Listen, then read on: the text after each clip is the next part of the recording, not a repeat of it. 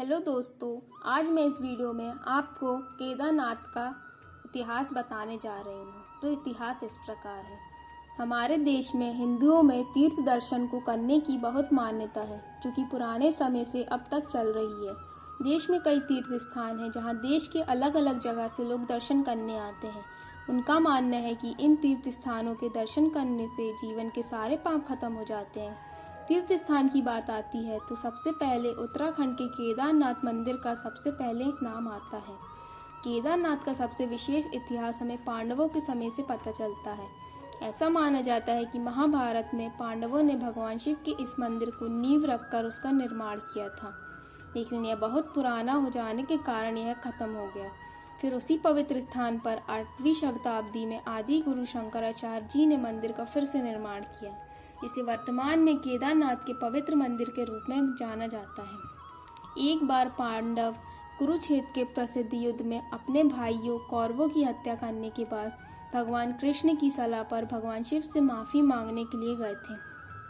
भगवान शिव उन्हें माफ नहीं करना चाहते थे, इसलिए उन्होंने अपना रूप परिवर्तित कर बैल नंदी का रूप धारण कर लिया और पहाड़ों में छिपे हुए मवेशियों के बीच खुद छिप गए। लेकिन पांडवों में से एक भीम ने भगवान शिव को पहचान लिया। तब वे उनके सामने से गायब होने की कोशिश करने लगे, लेकिन भीम ने उनकी पूंछ पकड़ ली और उन्हें पांडवों को माफ करने के लिए मजबूर होना पड़ा। जहाँ से वे गायब हुए उसे गुप्त काशी कहा जाता है। गुप्त काशी से गायब होकर भगवान शिव 5 अलग अलग रूपों में प्रकट हुए थे, जैसे केदारनाथ में उनके कूल्हे, रुद्रनाथ में चेहरा, तुंगनाथ में हाथ, मध्यमेश्वर में नाभि और पेट एवं कल्पेश्वर में उनकी जटा। इन 5 स्थानों को पंच केदार के नाम से जाना जाता है। केदारनाथ के बारे में एक और कहानी नारायण जी से संबंधित भी है, जो कि पार्थिव की पूजा एवं तपस्या करने के लिए बद्रिका गांव गए और वहां भगवान शिव उनके सामने प्रकट हुए। नारायण जी ने शिव जी से मानवता के कल्याण के लिए उन्हें मूल रूप में वहां रहने के लिए कहा था। उनकी इच्छा पूरी करते हुए भगवान शिव उस जगह पर रहने के लिए राजी हो गए, जो कि अब केदार नाम से जाना जाता है। इस प्रकार उन्हें केदारेश्वर नाम से भी जाना जाता है। कुछ लोग केदारनाथ मंदिर के इतिहास को आदि गुरु शंकराचार्य जी की मृत्यु से भी जोड़ते हैं। कहा जाता है कि उनकी मृत्यु इसी स्थान पर हुई थी। इस तरह से इस मंदिर ने कई सारे इतिहास जुड़े हैं। यह ऊंचे चबूतरे पर खड़ा केदारनाथ का यह मंदिर 85 फुट ऊंचा, 187 फुट लंबा और 80 फुट चौड़ा है, जिसकी दीवारें 12 फुट मोटी और बेहद मजबूत पत्थरों से बनाई गई हैं।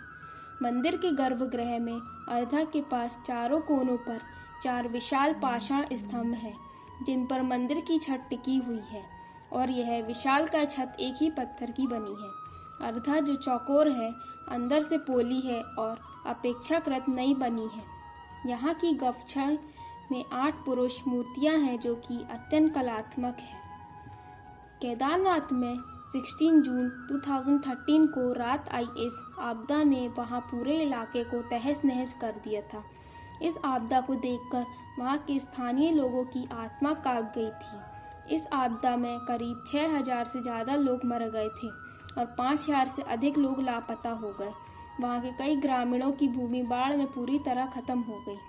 केदारनाथ में लगभग सभी भवन और होटल का नाम और निशान मिट गया था। देश और राज्य की मिलिट्री सेना पुलिस कर्मियों ने इस यात्रा मार्ग में फंसे करीब 1,20,000 यात्री को हेलीकॉप्टर की सहायता से बाहर निकाला था। यहाँ के कई नेशनल और स्टेट हाईवे पुल पूरी तरह से खत्म हो गए। इस आपदा से पहले केदारनाथ जाने वाला पैदल मार्ग गौरीकुंड से रामबाड़ा की ओर होकर जाता था, लेकिन मंदाकिनी नदी की इस आपदा से रामबाड़ा का अस्तित्व ही मिट गया और यह रास्ता भी आपदा की भेंट चढ़ गया। 2014 से यात्रा का रास्ता बदल दिया गया, लेकिन 2017 में केदारनाथ का पुनः निर्माण कार्य किया गया और अक्टूबर 2018 तक इस कार्य को पूरा करा दिया गया।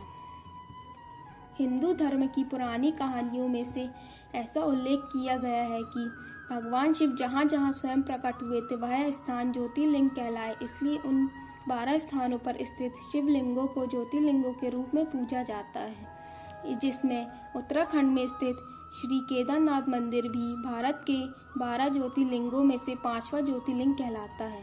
श्री केदारनाथ ज्योतिर्लिंग मंदिर की पुरानी कथा महाभारत के युद्ध में विजय प्राप्त कर पांडवों से जुड़ी है। उत्तराखंड के 4 धामों में से एक केदारनाथ धाम की यात्रा हर वर्ष आयोजित की जाती है। इसके अलावा तीनों धाम की यात्रा जैसे बद्रीनाथ धाम, गंगोत्री धाम और यमुनोत्री धाम की यात्रा भी आयोजित होती है।